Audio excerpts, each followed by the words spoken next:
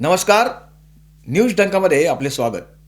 दादर फेरीवाला मुक्त झालं असा एक मोठा दावा करण्यात आला. 2 महिने कारवाया झाल्या. मोठ्या प्रमाणात फेरीवाल्यांचा माल जप्त झाला.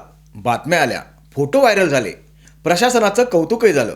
एक चित्र तयार करण्यात आलं. दादर आता मोकळं झालंय. दादर श्वास घेतोय. पण खरंच तसं आहे का, की हा फक्त कॅमेऱ्यासाठी उभा केलेला सेट होता? रविवारची एक फेरी मारली आणि सगळा भ्रम दूर झाला. दादरमध्ये पुन्हा तीच गर्दी, पुन्हा तेच फेरीवाले, पुन्हा तोच गोंधळ. स्टेशन परिसरात तर अक्षरशः जत्रा भरल्यासारखं दृश्य. चालायला जागा नाही, फुटपाथ गायब, रस्त्यावरून लोक धावतायत आणि मधोमध धंदे सुरू आहेत. मग सरळ प्रश्न उभा राहतो, जर 2 महिने इतकी मोठी कारवाई झाली तर हा सगळा प्रकार पुन्हा कसा काय उभा राहिला?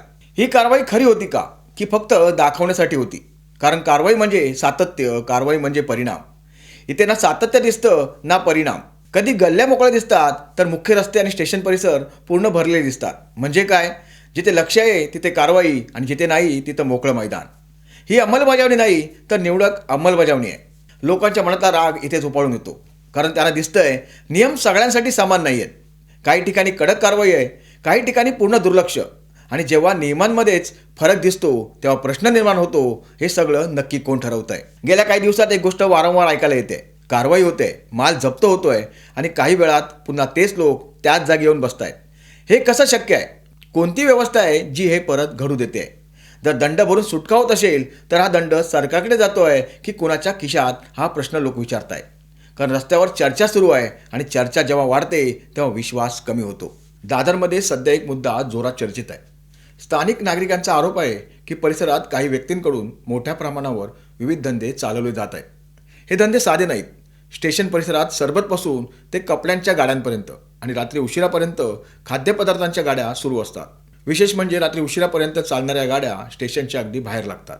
ज्या ठिकाणी हा सगळा प्रकार सुरू असतो तिथूनच काही अंतरावरच पोलीस बीटही आहे. मग सरळ प्रश्न उभा राहतो, हे सगळं प्रशासनाच्या नजरेआड कसं? स्थानिकांचं म्हणणं आहे, चालायला जागा नाही. स्टेशन प्रवेशद्वाराजवळी गर्दी आणि गोंधळाचं चित्र दिसतं. कारवाई होते का? होते, पण ती पुरेशी आहे का, की फक्त काही दिवसांचा दिखावा? दादरकरांचा प्रश्न साधा आहे, नियम सगळ्यांसाठी सारखे आहेत का? आणि जर आहेत तर मग अंमलबजावणी कुठे अडते? दादरचा सामान्य नागरिक आज त्रस्त आहे.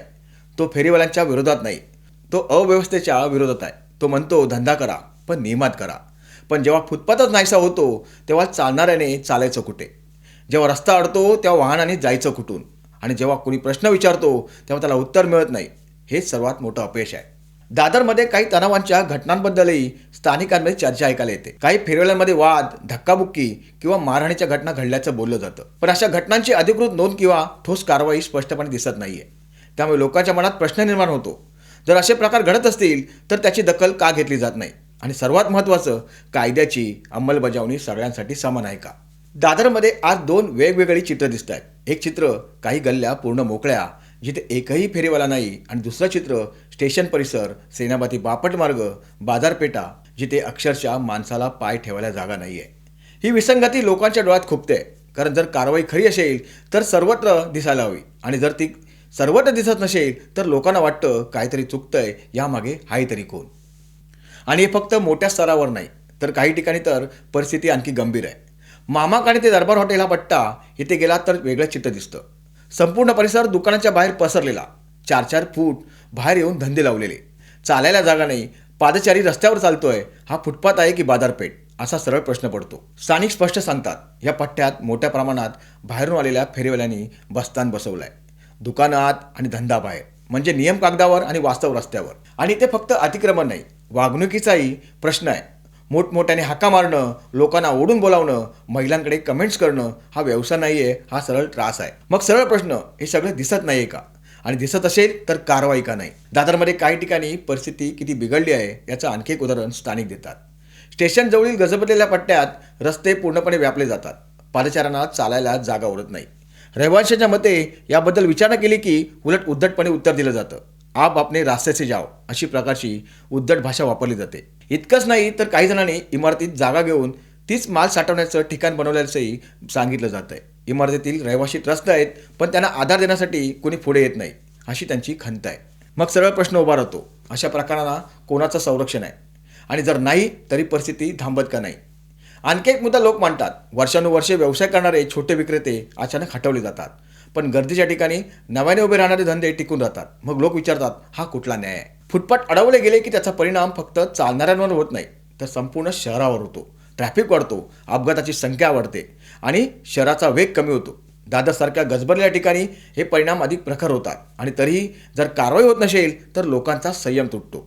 लोकप्रतिनिधींची भूमिका इथे महत्त्वाची ठरते, कारण हे प्रश्न फक्त प्रशासनाचे नाहीत, ते राजकीय इच्छाशक्तीचे आहेत. स्थानिक नगरसेवक, आमदार, खासदार हे सगळं पाहत नाहीत का, की ते पाहूनही दुर्लक्ष करत आहेत? निवडणुकीच्या वेळी स्थानिकाचा प्रश्न, मराठीचा मुद्दा हा मोठा मुद्दा असतो, पण निवडून आल्यानंतर तोच मुद्दा शांत का होतो? हा प्रश्न लोक सरळ विचारत आहेत. दादरमध्ये आज जे घडतंय ते फक्त फेरीवाल्यांचा प्रश्न नाही, तो व्यवस्थेचा प्रश्न आहे, तो पारदर्शकतेचा प्रश्न आहे, तो प्रामाणिकपणाचा प्रश्न आहे. कारण जर नियम स्पष्ट असतील आणि अंमलबजावणी समान असेल तर कोणी तक्रार करत नाही, पण जेव्हा अंमलबजावणीत फरक दिसतो तेव्हा लोकांचा विश्वास ढासळतो. दादरकरांच्या मनात आणखी एक खंत खोलवर आहे. दादर, जो कधी काळी मराठी माणसाचा बालेकिल्ला मानला जायचा, त्या दादरचे चित्र हळूहळू बदलताना दिसतंय. स्थानिक सांगतात, लोकसंख्येच्या आणि व्यवसायाचा समतोल बदलतोय आणि या बदलात मराठी माणूस मागे पडतोय अशी भावना वाढते आहे. विशेष म्हणजे अगदी जवळच राजकारणाची मोठी केंद्र आहेत. शिवसेना भवन असो किंवा मराठी मुद्द्यावर आवाज उठवणारे नेते. मग दादरकर सरळ प्रश्न विचारतात, हा बदल दिसत नाही आहे का, की मराठीचा मुद्दा फक्त निवडणुकीपुरताच मर्यादित राहतो? कारण वास्तव असं आहे, जेव्हा स्थानिकाचा व्यवसाय कमी होतो, जेव्हा त्यांच्या हातातून संधी निसटते, तेव्हा ती फक्त आर्थिक गोष्ट राहत नाही, ती ओळखीची आणि अस्तित्वाची लढाई बनते. आणि सर्वात मोठा प्रश्न, स्थानिक नेतृत्व यावर स्पष्ट भूमिका का घेत नाही? आणखी एक महत्त्वाचा मुद्दा म्हणजे नियंत्रण आणि निरीक्षण. दादरकर स्पष्ट सांगतात, जिथे CCTV आहेत तिथे शिस्त दिसते. रानडे रोड आणि आसपासच्या भागात कॅमेरे असल्यामुळे तिथे लक्ष राहतं आणि फेरीवाल्यांवर काही प्रमाणात नियंत्रणही असतं. पण नेमकंच उलट चित्र स्टेशन परिसरात दिसतं, जिथे सर्वाधिक गर्दी आहे, जिथे नियंत्रण सर्वाधिक गरजेचं आहे, तिथे एकही CCTV कॅमेरा नाही. त्यामुळे संध्याकाळी स्टेशन परिसरात गेलं की वेगळंच वास्तव दिसतं. पोलीस बीटच्या आसपासच्या बिनदिक्कत धंदे सुरू असतात, ना बीटचा धाक ना पोलिसांची भीती. मग दादरकर सरळ प्रश्न विचारतात, जिथे समस्या जास्त आहे तिथेच नियंत्रण कमी का? साधा उपाय, तिथे CCTV लावा आणि मग बघा कोण बसतं ते. पण जर कॅमेरे लावलेच जात नसतील तर प्रश्न निर्माण होतो, नेमकं काय लपवलं जातंय? आणि जेव्हा नियंत्रणास कमकुवत ठेवले जाते तेव्हा अव्यवस्था वाढणं स्वाभाविक आहे. दादरकर आणखी एक सरळ प्रश्न विचारतात, इथे भाजी विकणारे अनेक विक्रेते स्वतःला शेतकरी म्हणवतात, पण मग प्रश्न उभा राहतो, हे शेतकरी नेमके कुठले? त्यांची शेती कुठे आहे? कारण वास्तव असं आहे, दादरमध्ये येणारा माल मोठ्या प्रमाणात घाऊक बाजारातून येतो आणि तोच माल रस्त्यावर विकला जातो. मग हा सगळा पुरवठा नेमका कसा चालतो? कोणाकडून माल विकला जातो आणि कोणाच्या परवानगीने तो रस्त्यावर येतो? जर हा व्यवसाय पूर्णपणे कायदेशीर असेल तर त्याची स्पष्टता, व्यवस्था का दिसत नाही? आणि जर व्यवस्था स्पष्ट नसेल तर मग हा सगळा प्रकार नेमका कोणाच्या छत्राखाली चालतो? हा प्रश्न दादरकर विचारतायत. दादरचा प्रश्न सोडवायचा असेल तर तो अर्धवट उपायाने सुटणार नाही. 2 दिवस कारवाई करून फोटो काढून आणि मग सगळं पूर्ववत होऊ देणं हा उपाय नाही आहे. हा फक्त दिखावा आहे आणि लोकांना आता दिखावा नको आहे. लोक स्पष्ट सांगतात, आम्हाला फेरीवाले हटवायचे नाहीत, आम्हाला नियम हवेत. धंदा करा पण ठरलेल्या जागी करा, फुटपाथ मोकळे ठेवा, रस्ता अडवू नका आणि सगळ्यांसाठी एकच नियम ठेवा. एवढंच मागणं आहे. पण हे साधं मागणं पूर्ण होत नसेल तर मग प्रश्न मोठा होतो. जोपर्यंत हप्तेखोरी, संगनमत आणि निवडक कारवाई यावर लगाम बसत नाही तोपर्यंत दादर बदलणार नाही. कारण समस्या फेरीवाल्यांमध्ये नाही, समस्या व्यवस्थेत आहे आणि व्यवस्था जर ढिली असेल तर कोणताही नियम टिकणार नाही आहे. आज दादर एका वळणावर उभा आहे. एक मार्ग सध्याच्या गोंधळाकडे नेणारा आणि दुसरा मार्ग शिस्त, नियम आणि पारदर्शकतेकडे नेणारा. निवड प्रशासनाची आहे, पण परिणाम लोकांना भोगावे लागत आहेत. सरळ शब्दात सांगायचं तर दादरचा प्रश्न हा फक्त अतिक्रमणाचा नाही, तो विश्वासाचा आहे. लोकांच्या प्रशासनावरचा विश्वास कमी होत चाललाय आणि हा विश्वास परत मिळवायचा असेल तर कडक कारवाईपेक्षा सातत्यपूर्ण आणि समान कारवाई आवश्यक आहे. दादरला स्वच्छ रस्ते हवेत, पण त्याहून जास्त त्याला न्याय हवा आहे. कारण न्याय असेल तर व्यवस्था आपोआप उभी राहते, पण अन्याय असेल तर गोंधळ कधीच थांबत नाही. आता निर्णय घ्यायची वेळ आली आहे. दादर खरंच मोकळं करायचं आहे की फक्त तसंच दाखवायचं आहे? तुम्हाला काय वाटतं? दादर खरंच बदलतोय की फक्त दाखवलं जातोय? तुमचं मत कमेंटमध्ये नक्की लिहा. व्हिडिओ आवडला असेल तर लाईक करा, शेअर करा आणि अशाच रोखोक विश्लेषणासाठी चॅनलला सबस्क्राईब करा. धन्यवाद.